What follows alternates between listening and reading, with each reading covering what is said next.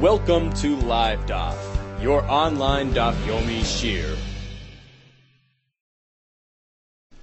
Shalom Aleichem, welcome to today's Daf Yomi, which is Shekelim Chaf. We're 2 lines from the bottom of Yutes Amud Beis. Yesterday we discussed the halacha of meat that was found in the street, and we followed the roiv. Roiv stores sell basar shchuta. We assume this basar is kosher. Today we're going to be introduced to a new concept, which is actually well known, which is called basar shenis alim minayin. If we have some meat which was left unattended, unsupervised, without hashgacha, it is asr. And this was actually a takana exera introduced by Rav in the later generations. Says the Gemara 2 lines from the bottom, Rav nochas l'taman. Rav went down to Bavel Chamsun. He noticed them makilin. They were very lenient when it came to eating basar that was being offered by a guy. They weren't being machmer with these things, to be careful that the guy got it from a Jewish store, etc. And they would just take basar from a guy. And that's why he decided to establish a chumrah. The chamar alei, and he was machmer on them, and he introduced the concept of basar shenis alim min ayin is asr. Says the Gemara, as we find the following example, Chad Barnash, there was this fellow Azil, he wanted to mishizga, to rinse askufte, his piece of meat, because in the river, and it got swept away. V'inchasani, he left it, they dropped it there. V'azil lay, and he left. Chazer came back, this time wearing his boots. Boi mizbina, he wanted to retrieve his meat from the water. Amar le Rav Asr, you cannot eat that meat. Why? Because it was left unattended. Dina Amar, I will speculate and say, Ahi shatav nahara, the piece of meat dropped in the river, was swept away, washed away by the river. V'aisi, and it brought chayri, another one, the nevela. This time it was from a nevela tachtoi instead of it. So you're not sure, unless you have a simon, a way of identifying this piece of meat, you're not really sure this is the very same piece of meat. And therefore you may not eat it as a chashash. It might have been switched with nevela meat. Continues the Gemara, Chad Barnash, another example of this fellow have a mahalach b'shuk. He was walking in the market, Ton Kupad, carrying a piece of meat. Also dayasa, a daya, some sort of a bird, came along, v'chatfasei minei, grabbed of him, v'talkasei, and dropped it elsewhere. Chazer boy misvinos, he ran over there and he wanted to retrieve it. Now obviously he didn't actually follow the bird until he saw dropping the piece of meat. Rather he ran after the bird and he noticed, piece of meat on the floor, which was dropped by that bird. But there still is a chashash. What is the chashash? Amali Rab Osulach, you may not consume that piece of meat, Dina Amar, because I will say basar de nevela havasteina. This bird was actually carrying nevela meat, v'talkate, and it threw it down. V'nospa hahu ochrana, and it took the other one. Meaning, just because you noticed that there was a piece of meat thrown away by that bird, perhaps that piece of meat was nevela, and yours was taken away by the bird. So this is the halacha of basar shenis alim min ayin. It was in fact a story I once read. This fellow on a plane and he had a sandwich with some cold cuts, some meat inside. And he got up to the washroom to wash his hands, and he comes back and he realizes that he left it unattended. There was a guy all around. The fellow sitting next to him was a guy. So he knew he couldn't eat that piece of meat, and he figured out something else. He had something else for lunch. And his seatmate was observing him all the while, and he's like, well, what's going on? Why don't you have your sandwich? So he found it a bit difficult to explain to him. Basar and Salman, I left it unattended. Well, somehow he got the words out and he explained it to him in a very basic way, that there's a concern with the Rabbanon about being exchanged, etc. So the guy turns to him and he says, I can't believe it. I can't believe it. He says, I switched your salami. I wanted to see whether you're going to pick it up.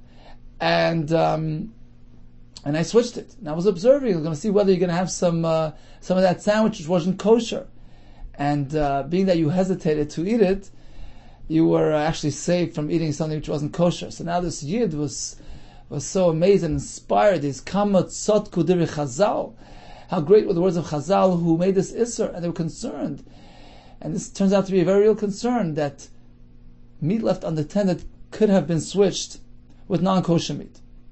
Says the Gemara, this doesn't just apply to basar, applies to yayin, to cheese, anything where a guy might be motivated to switch perhaps a higher quality for lower quality, as we're going to see in the upcoming Gemara. Ginoi, this was a river, very famous river, which was actually split. Gemara Chulin tells her, Pinchas ben Yair split the river to get through to do Pidyon Shvui. So this river Ginoi, Shatav Zikin, swept away some containers of wine. Also, Uvda, obviously they found it down the road, downstream, and they weren't sure whether they can eat it. Also, Uvda Kumi Rabbi Yitzchak Rabbi Lezer. So the story was presented to Rabbi Yitzchak Rabbi Lezer. V'amar, he said, look, if you recognize these simon yachkemun, they should observe, they should see if they recognize shafaya, those bottlers, those who pour the wine into the containers, they should take a look at it, see if they recognize kitrain, they're knots. Apparently the containers are knotted, tied together. So if they recognize the knots as being theirs, then they have tviyas ayin, and they can go ahead and drink this wine. Another story, nakunika, there were these small containers of wine, ishtakach beknishta de Buli, that were found in the Beis HaKnesses in the town of Buli. Also, uvda kumi Rabbi Yirmiyah. The story is brought to Rabbi Yirmiyah. Amar said like this: Is chakmun sukuraya, those fellows who would label these containers. Sukuraya was like a sikra, red paint. They would actually paint it or label it. They should take a look and see if they recognize avidatain, their labor, their job, their labels. And if that's the case, that's a simon which allows them to consume this wine. It says in one other story, Gdi Tzli, there was a roasted goat, Ishtakach B'Israti de Gufta, that was found in the large street of the town of Gufta. V'itiru, Chachamim allowed this person Mishum Mishnei Dvarim. They were martyred on two accounts. There are actually two shilas here, Dini Mamnis and Dini Issa V'Heter. Can one keep this as a Metzia? And can he consume it, assuming that it's kosher? Yeah, on both accounts the answer is yes. Mishum Metzia, they were martyred on account of Metzia, that he found a Metzia which had no simon, it was in a public area. We assume the owner gave up on it, he was miyayish. That's number one. That's the Choshen Mishpat Dini Mamnis aspect. And number two, the Dini Issa V'Heter, they were martyred. Mishum Roiv Malchi Drachim, since most of the travelers in that area were Jewish, we can assume with certainty that this Gedi was kosher. Explains the Gemara. Mishum Metzia, they allow him to keep it on account of having found it, the Tani, Hamatzal Miyadari, if one saves an item from the hands of a lion, or maybe a gaius, from marauding troops, from a mob, Mishum Nasayam, from a tsunami, from a overflowing sea, Mishuna Sanor, from a sweeping river, Misrati Gedoyla, from a large street, and Plati Gedoyla, from a large plaza. Har Elo Shelo, you can keep their Aveda, Bepnesha Bala Misyashin, man, we assume that the owner gave up on it. So as far as the financial aspect here, the monetary aspect, it was mutter. Mishum Roiv Malchit Drachim. What was that? On account of what? Meaning they will matter it because most wayfarers here are Yisrael. Yeah, they will matter to consume this gedi mishum shchitas nachrin. There's no concern that it was produced by a guy, so he was able to keep it and eat it. And in fact, indeed, it turned out v'yishtakach min the base Rebbe, that it came from Rebbe's home and it was kosher. So the fact turned out to be substantiated.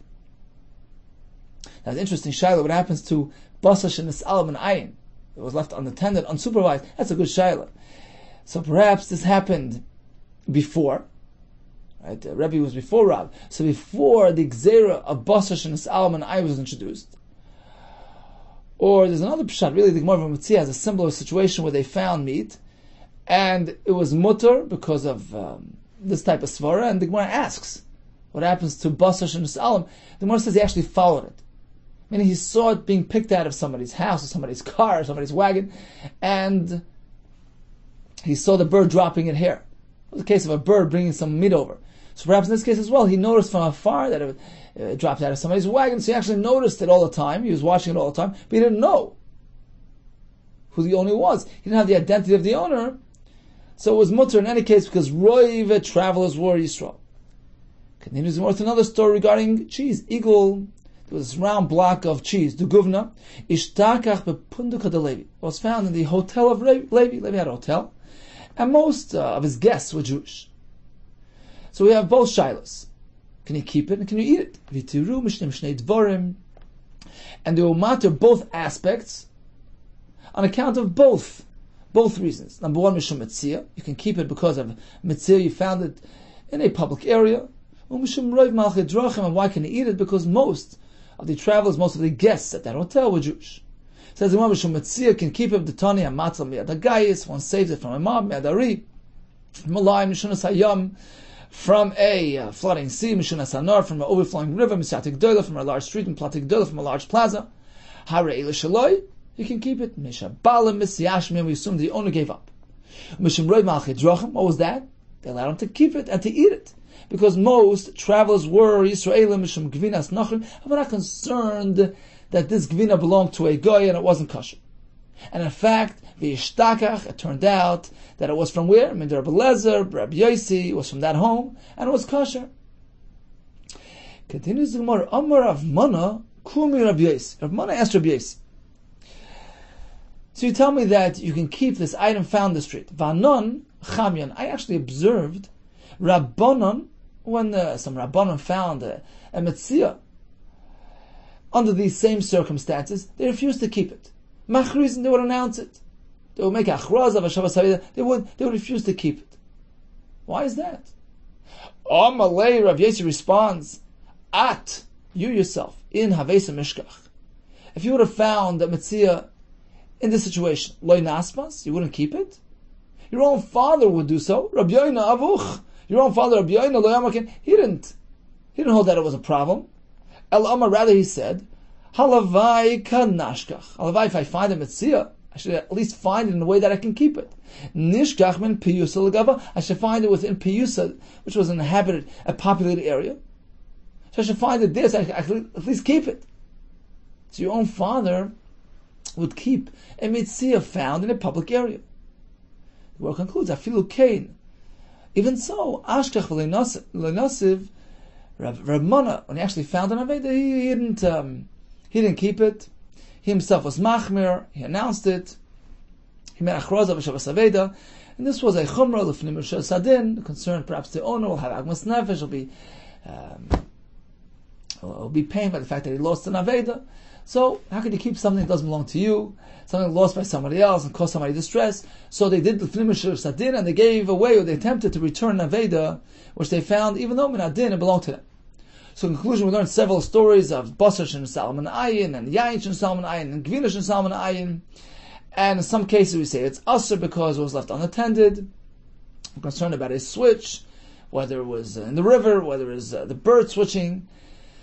In the other cases regarding the wine, we have a case where there was a Tvias Ayin, they recognized the knot, so they recognized the labeling. Or in a case where Roiv people were Jewish, whether it involved wine, whether it involved cheese or meat, we say that it would be mutter. Continues the Gemara. If you find a living animal, yesterday we discussed finding meat. What if you found an actual behema outside Yerushalayim? Behema shenimtzes miYerushalayim va'ad Migdal Eder. Migdal Eder was a place outside Yerushalayim, say a mile out of the city. So any animal found between Yerushalayim and that area, ukimidas l'chol ruach, and the same circumference all around Yerushalayim, meaning a mile in either direction, then we assume most animals over there, certainly in Yerushalayim, but even outside Yerushalayim, are presumed to be korbanos, zecharim oilos. So if there's zecharim, you bring them as an oila because most zecharim oilos. Nekeva yisifchei shlam. If you find a nekeva, you assume that's a shlam. Rabbi Yehuda Omer, haroi lepsachim lepsachim. If it's something which is suitable for Korban Pesach, a goat, a lamb, you can bring it as a Pesach koidem l'regel amajoyim if it's within 30 days of Yom Tov, and one begins preparing for Yom Tov at that point. So at this point, there was an abundance of psachim roaming around. Perhaps one got loose. You can go ahead and bring this behema as a carbon pesach, and the carbon eda says you can use it as your own carbon pesach. V'amoitzai mutar lakriva lepischa, says the carbon eda. An interesting kasha here, because we know a carbon pesach can never be left ownerless. And somebody has to own it all the time. The fact that the carbon eda learns that he can actually take this carbon pesach and use it for himself, he can be memana himself on that carbon pesach, indicates that he's zoicha. It has no simon. It's a pesach roaming out in the wild. It's a yerush. It's hefke. He can keep it. Now, what happened to the fact that the pesach needs to have an owner? And the fact that it was roaming around without an owner, doesn't that make it puzzle? It seems the answer is we split the ownership. As far as the monetary ownership, the moitzei, the finder, can keep it. But this pesach was still designated by its former owner. It still relates to him and identifies with him. So who's the Baal HaKarban? The original owner, the loser, the one that lost the carbon. So really, this pesach had an owner all along, and it still has the original owner on it. Now, if the original owner doesn't catch up with his pesach, certainly he's going to have to remove himself from his pesach. He's going to have to say, Yodai Meshuchais, I'm abandoning that pesach, I'm going to join a different pesach. But perhaps we don't have to have a chashash that already happened. We could assume this pesach is still owned by somebody, and the finder can simply add himself as a member on this pesach and use it for himself. Continues the Mishnah. We know that a oila shlomim needs to have nesachim, wine, flour, oil bought with it. Now a fellow would find a zachar and say, okay, I'll bring it as an oila. It doesn't cost him anything. But as far as having an expense, nesachim, they shied away. They will drop it off Mesa Midrash and disappear.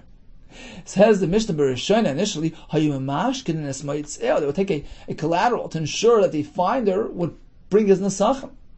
Although it's not his carbon, why is he responsible? Says the Brisker Rav, nesachim is not necessarily connected to the owner. It's connected to the carbon. If you want to bring this carbon properly, you have to bring the nesachim. You want to be zoich and fulfill the mitzvah of this carbon that you found, you have to bring the nesachim with it. It's a package deal. So they would have to ensure that the owner, that the finder, pays up. They would take a mashke. What happened? So you mashke nesmeitzeh, achu maybe nesacher, until he brings the nesachim. So people decide, well, what do I need it for? They find this animal in the street, they abandon it, run away, run the other direction. They decide to leave it and run the other way. He doesn't have an expensive nesachim. So what do? Hiskinu bezdin sheyu nesacher ba mishal tzibur. Bezdin decide, okay, make a takana. Forget about the nesachim. The nesachim will be provided for by the tzibur. This way, people will just bring the karbanos into Beis Hamikdash without any concern. Omar Shimon Zayin Dvar Miskinu Bezdin.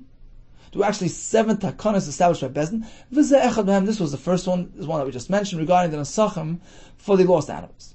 The next one is Noch Sheshalach Oylasai Mimdina Sayam. What if a guy sends his carbon, he can bring an Oyla Shlomim from far away? What happens to the nesachim of that carbon? V'shilach iman nesachim. If he sent along the nesachim expenses as well, Krev Mishalai, then fine, he's a supplier of the nesachim. Vim lav, what if he failed to bring the nesachim with his carbon? Of course, he didn't bring his wine, but we're speaking that he sent along a credit card number, he sent along some way to provide for nesachim. Then we bring it from his, but otherwise, vim lav krev mishal tzibur, and the tzibur pays for it. V'chein ger shemeis v'nech zvachim. Same thing regarding a ger who passes away, leaving some karbonis behind. If he left over nesachim, krev mishaloi, then we bring it from his. But otherwise, craving shal tzibur, the tzibur provides. Utanai beznu al kohen gadol shameitz. We know that a kohen gadol will bring a minchas chavitin twice a day. It's a yisoroin of soilis, split into 2, half in the morning, half in the evening. What if the kohen gadol passes away and there was no replacement appointed as of yet? So what happens to his minchas chavitin? There's a tanai bezn shetei minchasoi craving shal tzibur. The tzibur supplies. B'daimer mishal yoshin. His children supply the minchas chavitin, which will be sourced in our Gemara coming up.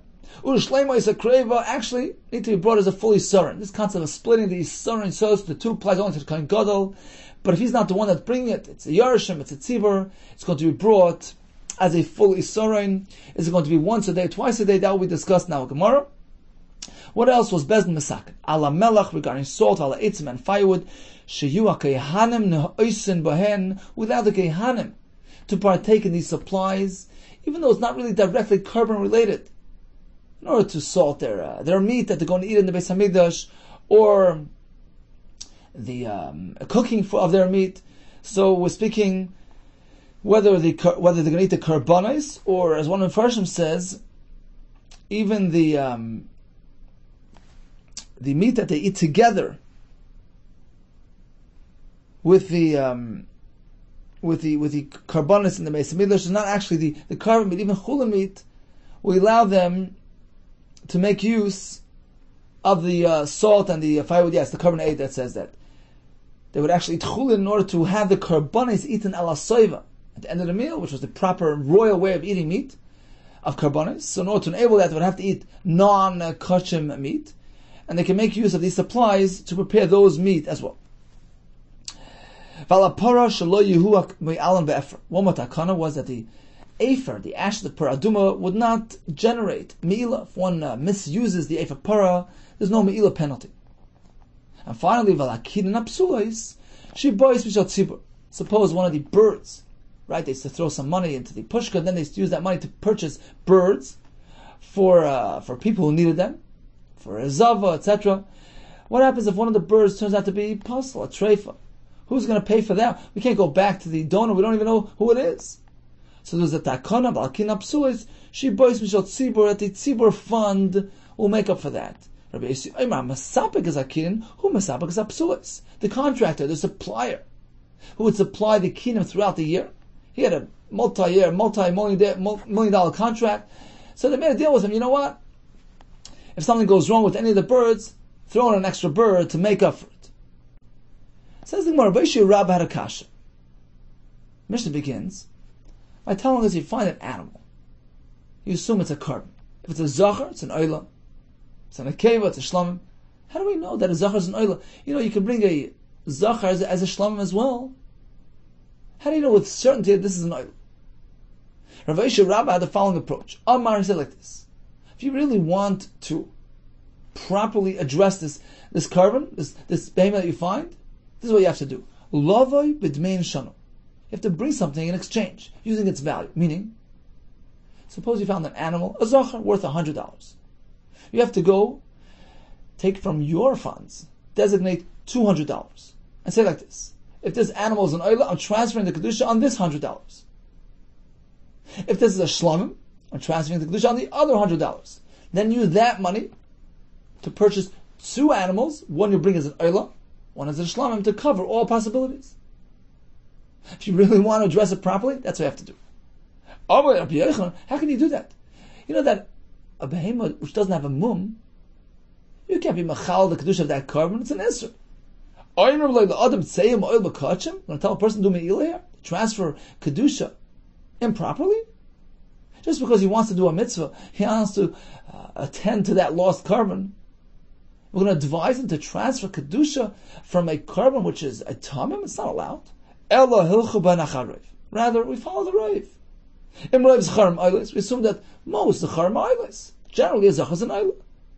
So we can assume that this zachar is an eilis. In rave nekev is a shlamim. We assume that most nekev is a shlamim. That was a general practice. So if you find a nekev, you assume it's a shlamim. Says what? Really? Ve'ena shlamim boim nascharm nekevas. Can a shlamim not be brought from a zachar or nekeva? The Gemara is sort of negating the rave. So once again, we're back to the kasha. How can you assume that a zachar is an oila, not a shlamim? Keitza the oisa, what then should he do? Moitzion the chulin. He takes it out to chulin, meaning he lets the animal wander till it gets a mum, it gets downgraded to kedushas damim, a monetary kedusha, and then transfers it to what? So again, he has to employ the same method. Takes a double dose of money and says, well, if this was a oila, I'm transferring it to this pile of money. If it was a shlam, I'm transferring it to kedusha, to the other pile of money, and then he takes both piles of money. With one he purchases a behemoth for an oila, one for a shlamim. This way he covered all the bases.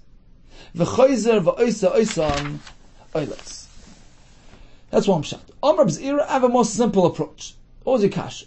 How can you take an animal and assume that it's an oila? What about the shlama possibility? Kama da'at Amar Taman. Just as you said earlier.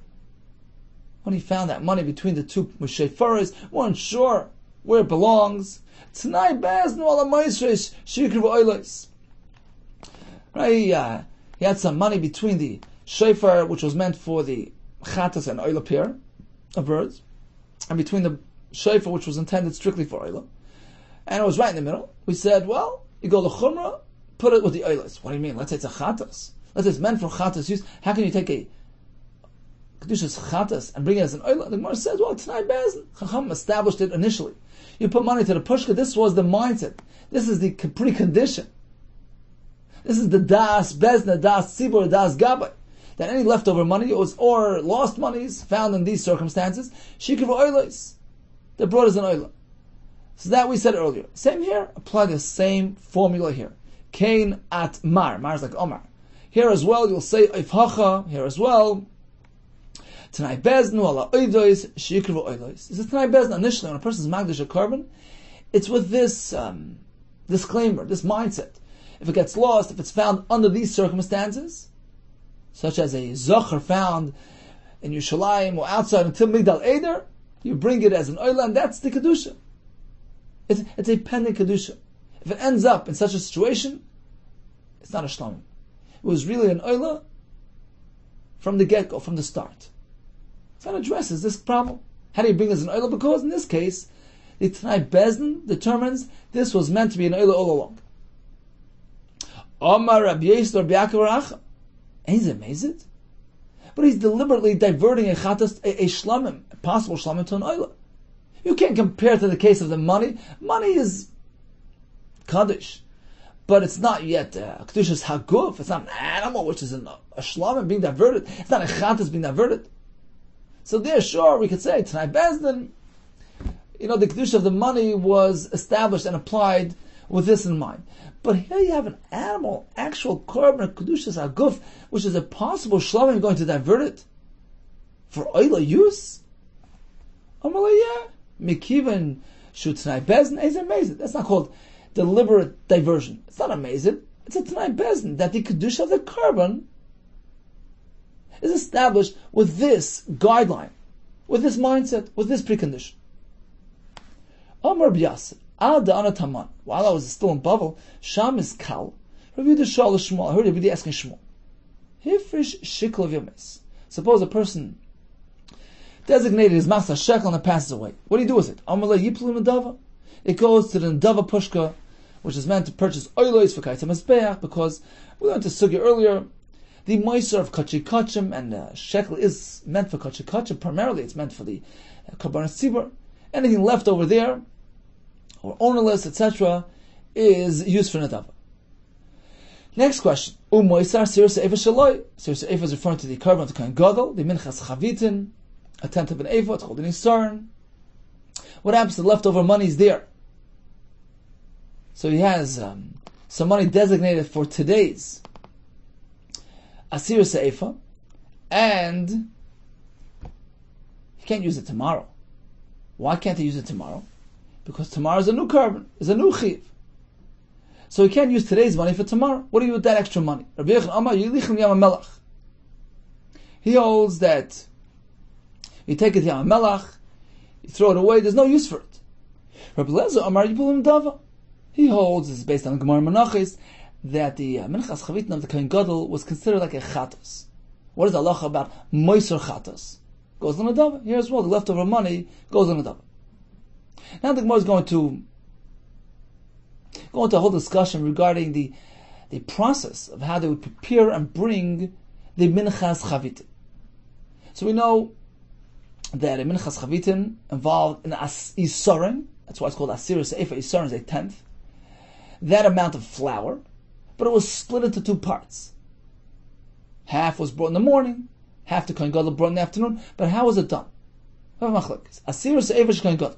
Rabbi Yehuda Amar Choytze Oisa V'Achach Mekacha. First you split it into two, and then you mekadosh it in a klishoris for kedushas haguf. So you mekadosh each half independently. One for the morning, one for the afternoon. Rabbi Shimon Lakish Amar, no, it was one unit. Mekacha. First you mekadesh the entire unit, entire Yisrael as one. In a klisharis, making Kedushas Haguf. V'achka chaytza oitanim, you split into two. So two approaches. Masnisa pligi al Rabbi Yochanan. We have a Mishnah, Brisa, which seems to contradict Rabbi Yochanan. The Mishnah there in Menachos is speaking where the Kohen Gadol was around in the morning, and then he was no longer around. He died, or whatever. So what happens then? Makriv mechza of it. The first half, fine. That's fine. You bring it on the mizbeach. But the second half, you destroy. Nothing to do with the second half. Why? Because he's no longer around to bring it. Now the question is, why do you have to destroy it? Why do we say mechza avat? If according to Rabbi Yochanan, there was no Kedushas Haguf as of yet, so according to Shimon Lakish, the entire Yisrael already acquired Kedushas Haguf. So you're going to have a half of Yisrael which is useless, you have to destroy it. But according to Rabbi Yochanan, he was only Mekadesh a half at a time. So he was Mekadesh half, he brought it. Now it passes away. The other half was not yet Kaddish. So what do you have to destroy it? So it's a kasha on Rabbi Yehuda. Pasala, Rabbi Yehuda will interpret the Mishnah as follows. Sure, the other half has to be destroyed. Shekelim afilu mois. Yelchuli Yam HaMelech. We just learned earlier, even extra money, according to Rabbi Yehuda, goes to Yam HaMelech. Anything designated for the Minchas Chavitan of today can no longer be used tomorrow. Tomorrow's a new chiyuv. You can't bring yesterday's chiyuv for today. So, even if this extra flour was not yet kadosh b'kedushas haguf and eklisharis, you still cannot use it. It's no worse than the money, which goes down Melech. Okay, so we answered that kash. We have another kash. Masnisa pligi al, and the Mefarshim here put in the word Rabbi Yochanan again. It's a kash on Rabbi Yochanan. What does the Mishnah Menachos say? Suppose we have a Kohen Gadol who brought his half Isar in the morning, and he passed away. And we immediately replaced him with another Kohen Gadol who came along to bring the afternoon portion of the Minchas Chavita. So he brings his own flour, and he splits it into two. He brings a half a Yisar for the afternoon. Now we have two halves that were used. Right, the first Kohen Gadol used a half, his first half. The second half was left over. And the second Kohen Gadol who came along in the afternoon used his first half, and the second half was left alone, useless. Nimtzu. So in total, what do we have? Shnei chatzoin kraven. Two halves are going to be nikrav at the mizbeach. One half of the first coin, one half of the second coin. Ushnei chatzoin avudim. And two halves are going to be lost. Useless. V'tani Allah. Okay, so far, it's okay. As we just explained, because according to Rabbi Yochanan, even leftover money is designated for Minchas Chavitin, goes to waste, goes to Yam HaMelech. So far it's not a kasha. Listen to this. With Tani Allah, we learned in a Brisa, which explains this Mishnah. Mechza Rishon, Mechza Sheni, both unused halves, to Ubetzirasan. You can't just throw it away. To Ubetzirasan, you have to let it stay overnight. To Ubetzirasan is a term, like, let it spoil. Let it become possibilina. V'yetzu Beis HaShreif, and take it out, burn it. Now why do you have to do that? Leftover funds, leftover flour, just put it to Yam HaMelech. Just destroy it. Make sure nobody uses it. Why do you have to go through this process? Let it overnight, go burn it in the Beis HaShreifa, which is generally a process applied to kachim, which have Kedushas Haguf. According to Rabbi Yochanan, the only thing that had Kedushas Haguf was the half that he actually brought. The other unused half was not yet Kaddish, according to Rabbi Yehuda, because he holds you first split it, and then you Mekadesh each half as you go along, as you prepare for the Akrava. So both unused halves are not Kaddish, B'Kedushas Haguf, just destroy it. Pasal like Rabbi Shmuel, the Amar Yisor and Mekadesh. Rabbi Yehuda says that Mishnah is following Rabbi Shmuel, holds that, yeah, the Kohen would bring the Yisarn as one and put it into Klisharis. That's his private, personal Shita, but the Shita's Chachamim, the prevalent, accepted Shita, is not so. The Korban Eid actually learns a bit different. He says, all agree that it's a mitzvah It is a mitzvah to start off in that way, to be mekadosh the Yisron as one unit in the Kli Shabbos. And that's what the Mishnah is speaking about, the typical case where everything was already Kaddish. And now you have an unused portion, which is Kaddish B'Kedushas Haguf. You have to leave it overnight, and then burn it. Let's proceed further with the discussion of the Asira Se'efa, the Mincha Chavit. Whenever a Kohen would approach the Avodah for the first time, he brought an inauguration carbon. Maybe Asira Se'efa Shaloi, Va'ovda B'yada. He would donate an Asira Se'efa, Minchas Chavitin, and he himself would perform the Avodah. He wouldn't give it to somebody else. So this was even a Kohen Hedyot. First time there is Hamikdash, you bring a special Minchas Chavitin. But it's not Me'akev. Echad Kohen Gadol, whether a Kohen Gadol, Echad Kohen Hedyot, or a plain Kohen, She'avdu Achaloi Viu Asira Se'efa Shalem. If they performed the Avodah without first bringing their inauguration carbon, it doesn't disqualify the Avodah. Rabbi Mani Boy Meimar. Rabbi Mani wanted to say the following. It's actually halacha l'maisa. Sometimes you can have a kohen bringing a double minchas chavitin. How? Boy b'yayim sheniskar v'tchila avodah. Suppose that day, when he first approached avodah, boy b'yayim nisman olis kohen gadol, and that very day he was lucky. He was appointed kohen gadol. Maybe Shtayim, he brings a double minchas chavit. Why? Achas lechenucha. One on account of his chinuch. In fact, it's his new. It's a new thing for him. It's his inauguration. It's the first time that he's doing avodah. So this is a standard chiyuv for all. First time in, you bring a minchas chavitin. V'achas lechay misayayim. The second one on account of the fact that he's a kohen gadol and he needs to bring a minchas chavitin. Continues the Gemara. Now we're going to go to the pasuk which describes the way they produce the minchas chavit. So the pasuk reads as follows: Al machvas bashemen te'asa mubeches tevi'ena tufinei minchas pitim takriv reach nechoich Hashem. So we find a two-phased process in the preparation of the minchas chavit. Al machvas bashemen, fried with oil in a pan. And tufine, which means baked as well. Says the one, tufine, bishas avo tufine. You can only bake it during daytime, when it is already time to bring it. Ve'em b'shachris tufine. But you can't bake it before daytime arrives. Why? Because the pasuk says, tvi'ena tufine, which indicates that the afiyah is also part of the hava'ah process, part of the offering, part of the hakrava, and it must be done in a time which is suitable for avodah, for akrava, which is daytime. But haven't we learned in the Mishnah in Talmud, way before daybreak, they would set up the fellows to prepare for the chavitin. Apparently, it was prepared before daytime arrived. No, they weren't baking. They were simply preparing they were heating up the hot water with which they would need the mincha.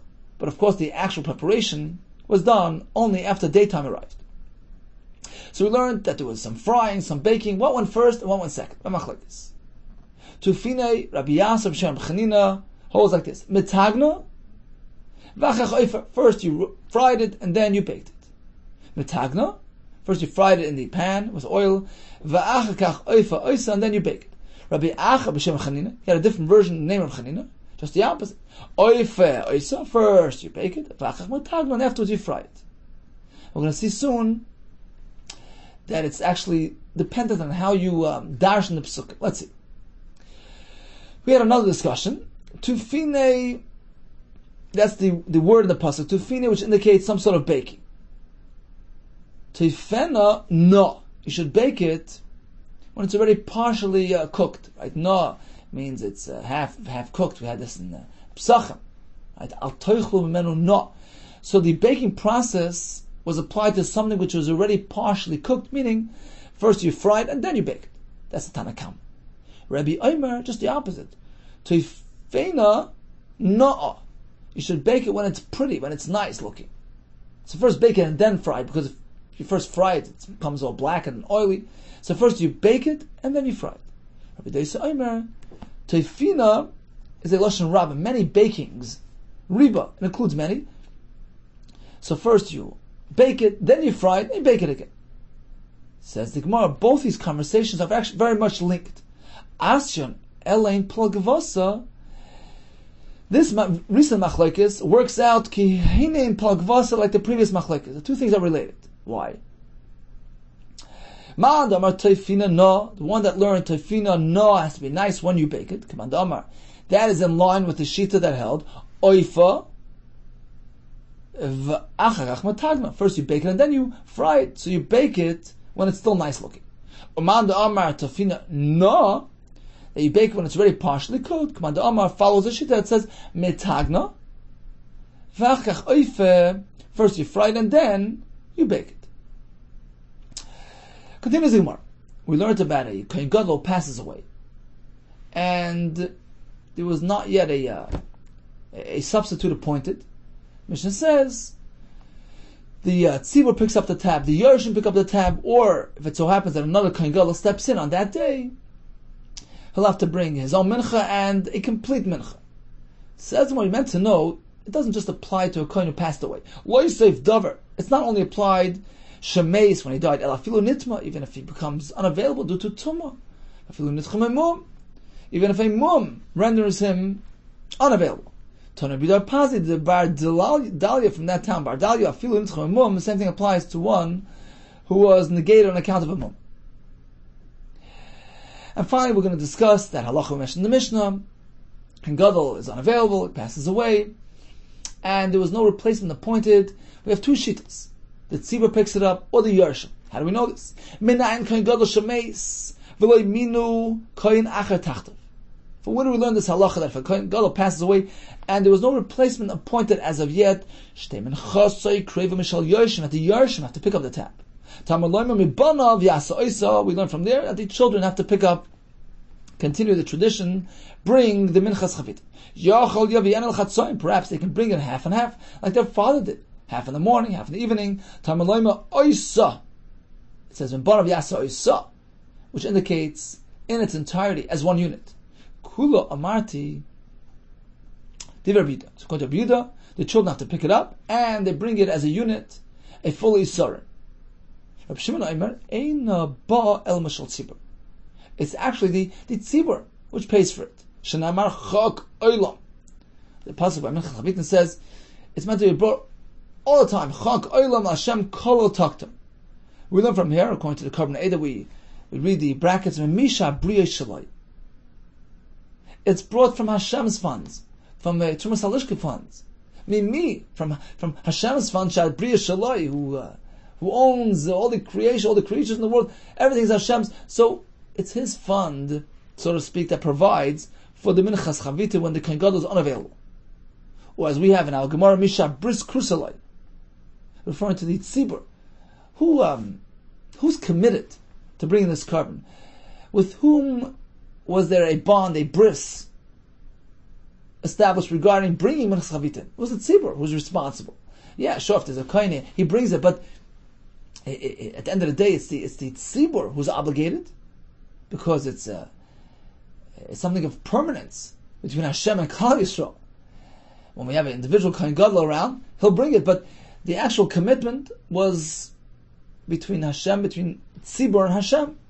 So Chak Olam Hashem Kol Taktor, it's something for all time, which indicates that the Tzibur, who has that ongoing commitment, they're the ones that have to pick up the tab if there's no Kohen Gadol. Misha Bris Krusaloi Kol Taktor Kol Laktor. We learn from Kolel that it's completely broad, meaning the entire Yissarin as one. You don't split it into two.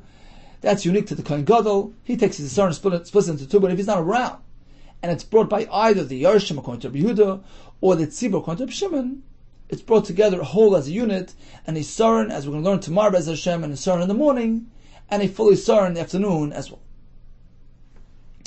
Okay, so we covered many topics today. We began with Basar Shem Salom and Ayin. This was Rab's halacha. He saw that they were very makel. He decided to make a chumrah, so they're extra careful with these things.